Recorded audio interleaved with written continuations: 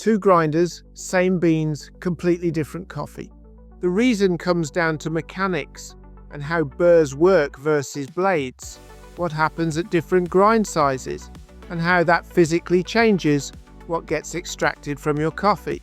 We're looking at what actually happens inside the grinder, why precision matters for flavor, and which grind suits your brewing setup. This is the science behind grinding, not just making coffee, but understanding how your grinder shapes the process. Particle size and how uniform your grind is determine extraction efficiency, which directly affects flavor and aroma. Coarser grinds work for slower methods like cold brew. Finer grinds suit fast extraction like espresso. Grind size changes brewing time, so finer grinds need less time than coarse ones. Getting the grind right ensures you extract the right amount of flavor and aroma, giving you a properly brewed cup. Grinding your own beans makes a noticeable difference in freshness. Pre-ground coffee loses aroma and flavor quickly, especially when exposed to light and air. Grinding just before brewing preserves that freshness and intensifies both aroma and taste. Grinding your own coffee also gives you room to experiment with different brewing methods. When picking a grinder, you've got two main options: blade grinders and burr grinders. Blade grinders use rotating blades to chop the coffee beans, which creates an inconsistent grind with uneven particle sizes. They're cheaper and more compact than burr grinders, but less efficient and generate more heat, which can affect taste. Burr grinders use two abrasive surfaces to crush coffee beans, producing a uniform grind with consistent particle size. They come in two types, conical and flat. Conical burr grinders work vertically. The outer burr is a circular hollow ring with angled teeth, sort of like a cupcake wrapper without a bottom. The inner burr is cone-shaped with a wider base and channels that guide beans through. It has small angled teeth that make it look like a star or flower from above. Flat burr grinders use two flat, disc-shaped burrs to crush beans. These are two flat rings arranged horizontally with slanted teeth. The space between the discs determines grind size. Flat burr grinders produce more heat than conical ones, but professional baristas prefer them for precision and accuracy. The burr material matters too. Ceramic burrs stay sharp and last longer. You'll find them in high-end grinders. Steel burrs cost less and don't break as easily, but they generate heat during grinding, which could impact taste. Electric and manual grinders each have trade-offs, and the right choice depends on what you need. Electric grinders are convenient and fast, but also expensive and loud, which isn't for everyone. Manual grinders are cheaper and quieter. They're more compact and portable too. Manual grinders take more effort, but they produce consistent grind sizes and give you a more hands-on experience. Espresso needs a fine grind to deliver its rich, full-bodied flavor and crema. Dedicated espresso grinders are built specifically for this. Espresso grinders offer more grind settings than standard grinders, which lets you dial in your espresso to match your taste preferences. If you're serious about making quality espresso at home, a good espresso grinder is worth the investment. Adjustable grind size is essential for proper extraction and quality coffee. A grinder with multiple settings lets you explore different grind sizes for different brewing methods, optimizing flavor, whether you're making moka, pour over, or espresso.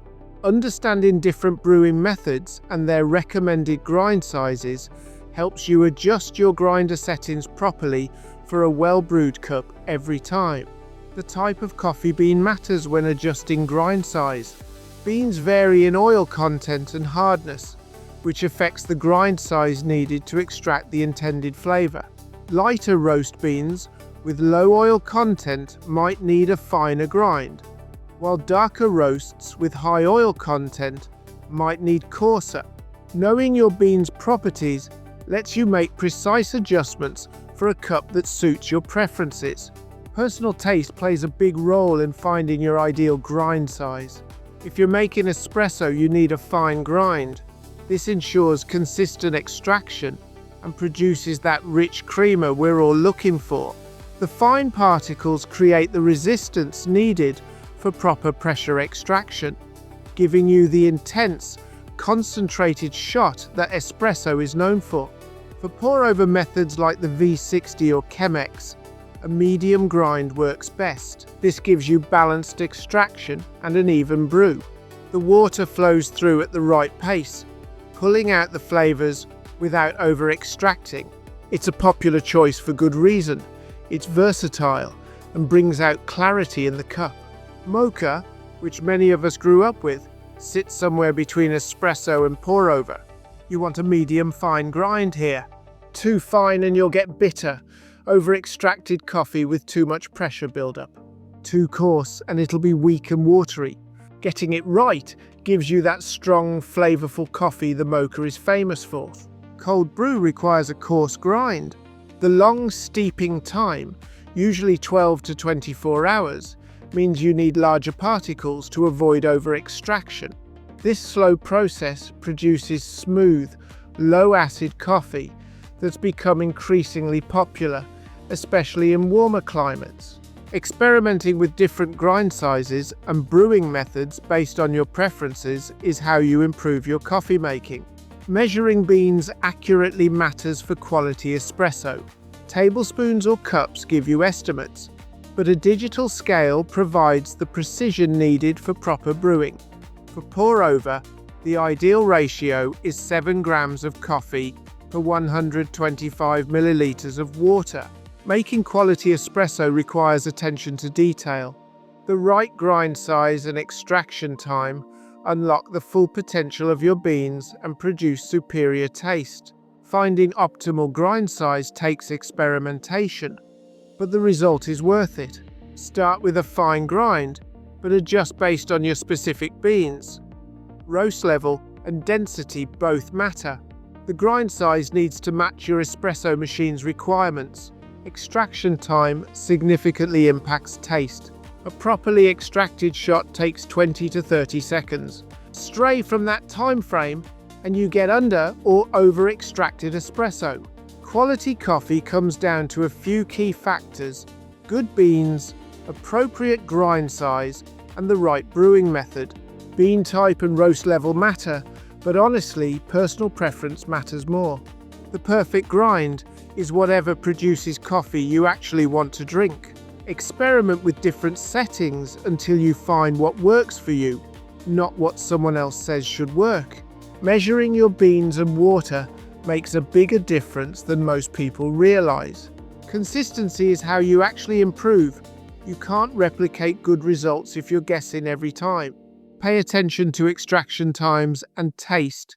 Adjust accordingly, and you'll get better at this faster than you'd expect. Coffee isn't complicated once you understand what your grinder is actually doing to those beans.